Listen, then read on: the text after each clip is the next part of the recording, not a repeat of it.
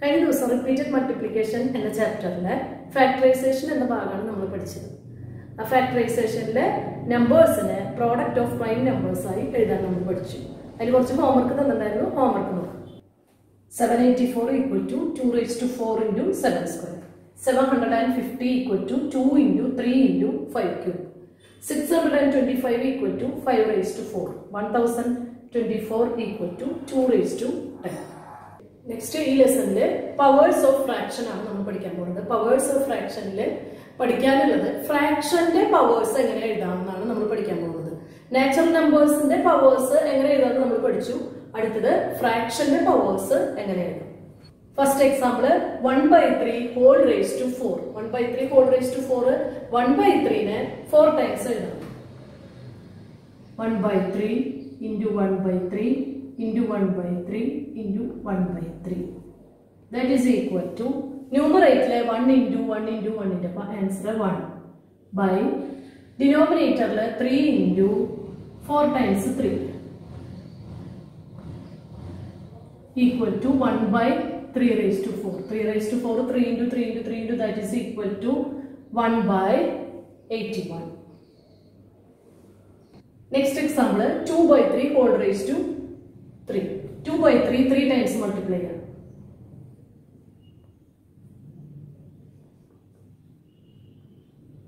That is equal to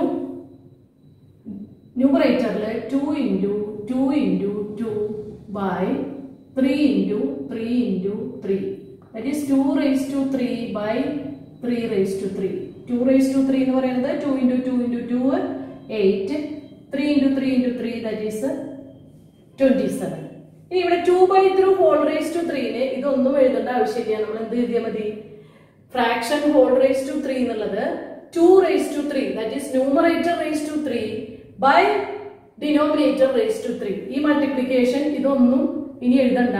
നേരിട്ട് എന്ത് എഴുതാം? ഒരു ഫ്രാക്ഷൻ ഹോൾ റേസ് ടു ഒരു പവർ എന്ന് പറഞ്ഞാൽ ന്യൂമറേറ്ററിന്റെ പവർ ഡിവൈഡഡ് ബൈ ഡിനോമിനേറ്ററിന്റെ power. Next question 3/5 whole raise to 2 whole square. അപ്പൊ നമ്മൾ 3/5 into 3/5 എന്ന് എഴുതാതെ എന്തെഴുതാം?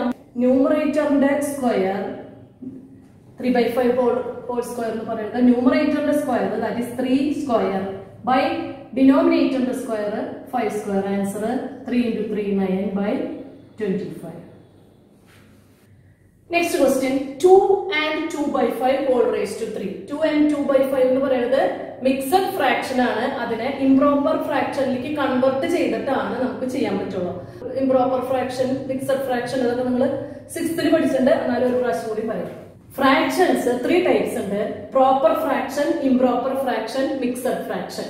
പ്രോപ്പർ ഫ്രാക്ഷൻ എന്ന് പറഞ്ഞാല് പ്രോപ്പർ ഫ്രാക്ഷൻ എക്സാമ്പിൾ ആണത് 1/2 5/8 100/200. അതില് ന്യൂമറേറ്റർ ഡിനോമിനേറ്ററിനേക്കാളും ചെറുതാണ്. അങ്ങനെയുള്ള ഫ്രാക്ഷൻസിനെയാണ് പ്രോപ്പർ ഫ്രാക്ഷൻസ് പറയുന്നത്. ഇതിലെ numerator 1 denominator 2 1 is less than 2. Next 1 5/8. 5/8ല് numerator 5 denominator 8 5 is less than 8. 100/200 അതുപോലെ തന്നെ 100 ആണ് ചെറുത്. ന്യൂമറേറ്റർ ചെറുതും ഡിനോമിനേറ്റർ വലുതുമായിട്ടുള്ള ഫ്രാക്ഷൻസിനാണ് പ്രോപ്പർ ഫ്രാക്ഷൻ എന്ന് പറയുന്നത്. Next type improper fraction. Improper ഫ്രാക്ഷന്റെ ന്യൂമറേറ്റർ വലുതും ഡിനോമിനേറ്റർ ചെറുതായിരിക്കും. Example 4/3. 4 is greater than 3 and 8 is greater than 5 100. Numerator ഡിനോമിനേറ്ററിനേക്കാളും വലുതാണെങ്കിൽ we can say that fractions are improper fraction. Next mixed fraction. Mixed fraction ഉള്ളത് ഒരു whole നമ്പറും ഉണ്ടാവും, ഒരു പ്രോപ്പർ ഫ്രാക്ഷനും ഉണ്ടാവും. 3 ഹോൾ നമ്പർ 2/5 പ്രോപ്പർ ഫ്രാക്ഷൻ. ഇത് 4 and 2/3ല് 4 ഹോൾ നമ്പർ 2/3 എന്ന് പറയുന്നത് പ്രോപ്പർ ഫ്രാക്ഷൻ. നെക്സ്റ്റ് മിക്സഡ് ഫ്രാക്ഷനെ ഇംപ്രോപ്പർ ഫ്രാക്ഷനിലേക്ക് കൺവെർട്ട് ചെയ്യും. മിക്സഡ് ഫ്രാക്ഷനില് 3 ഹോൾ നമ്പറും 1/5 ഒരു പ്രോപ്പർ ഫ്രാക്ഷനും ഉണ്ട്.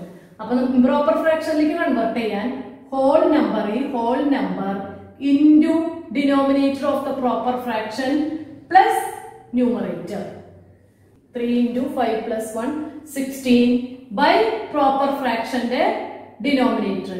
അപ്പൊ 16/5. 3 and 1/5നെ മിക്സഡ് ഫ്രാക്ഷൻ ആയ 3 and 1/5നെ ഇംപ്രോപ്പർ ഫ്രാക്ഷനിലേക്ക് കൺവെർട്ട് ചെയ്യും. നെക്സ്റ്റ് ഒരു എക്സാമ്പിൾ കൂടി നോക്കാം.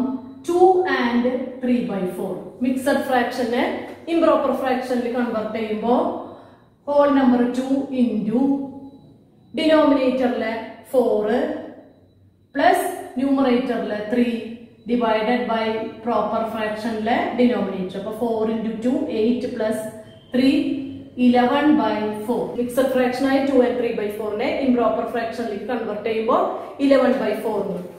നെക്സ്റ്റ് നമുക്ക് ക്വസ്റ്റ്യൻ നോക്കാം. 2 and 2/5 whole raised to 3.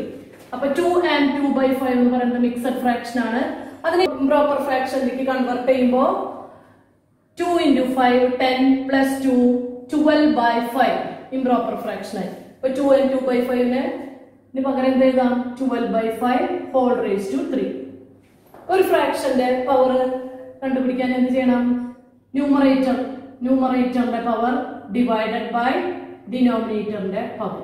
12 raised to 3 എന്ന് പറയുന്നത് 1728 ഡിവൈഡഡ് ബൈ 5 raised to 3 എന്ന് പറയുന്നത് 125.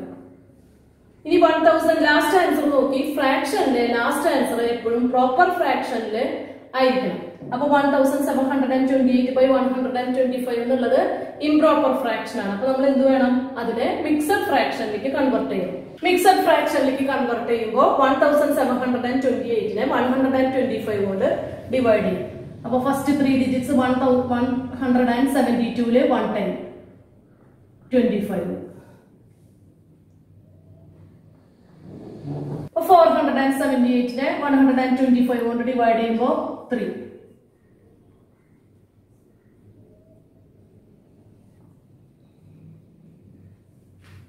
അപ്പൊ ഇതിലെ കോഷ്യന്റ് 13ഉം റിമൈൻഡർ 103.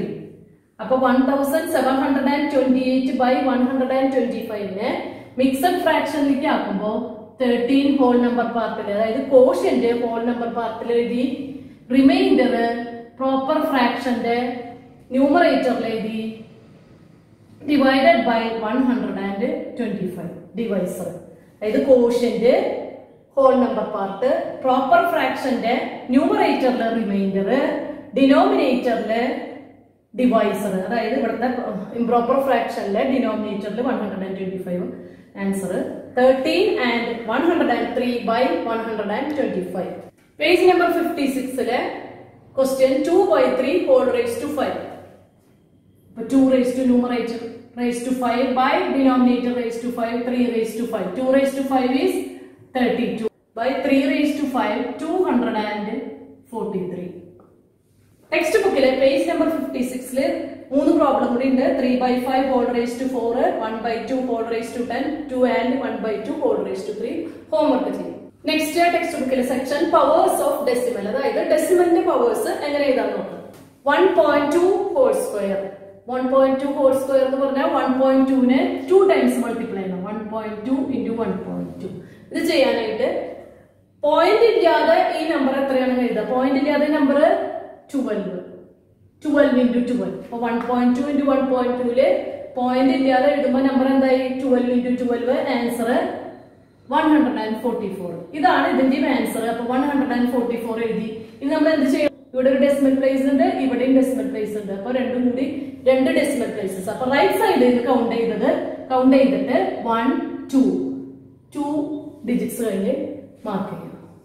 അപ്പൊ 1.2 whole square equal to answer 1.44. Next question 1.5 whole raised to 3.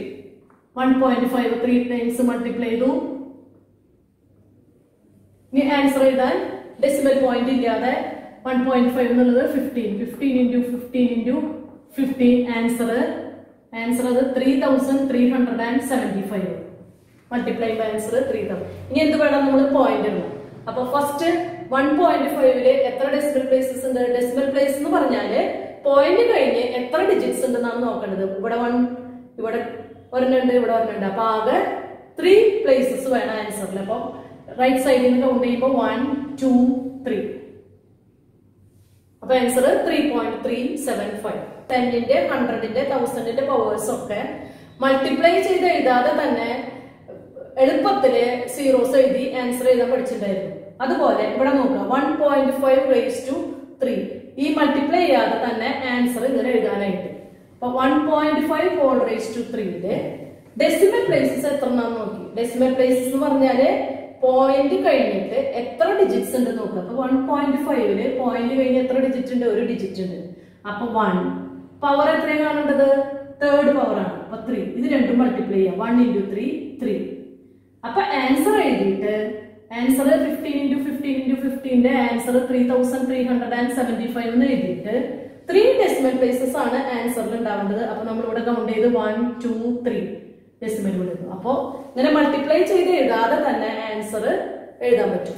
Next example നോക്കാം. 0.2 ഹോൾ റേസ് ടു 4. നമ്മൾ ചെയ്യുന്നത് 0.2 4 ടൈംസ് എഴുതി മൾട്ടിപ്ലൈ ചെയ്ത് അതിന് പകരമായിട്ട് നമുക്ക് എന്ത് ചെയ്യാം? 2 raised to 4 ആൻസർ എഴുതാം. 2 raised to 4. 2 raised to 4 എത്രയാണ്? 2 raised to 4 2 into 2 into 2 that is equal to 16. അപ്പൊ ആൻസർ ഇവിടെ 16 എഴുതി. 2 raised to 4 ആൻസർ 16 എഴുതി. ഇനി എന്ത് വേണം? ഡെസിമൽ പ്ലേസ് എവിടെ എഴുതുന്നതെന്ന് നോക്കണം. ഡെസിമൽ പ്ലേസ് എഴുതാൻ ഈ 0.2 എന്നുള്ള നമ്പറിൽ എത്ര ഡെസിമൽ പ്ലേസസ് ഉണ്ട്? 1. അതായത് പോയിന്റ് കഴിഞ്ഞ് ഒരു ഡിജിറ്റ് ഉള്ളൂ, അതുകൊണ്ട് 1. 0.2 ഏത് പവർ ആണ് കാണേണ്ടത്?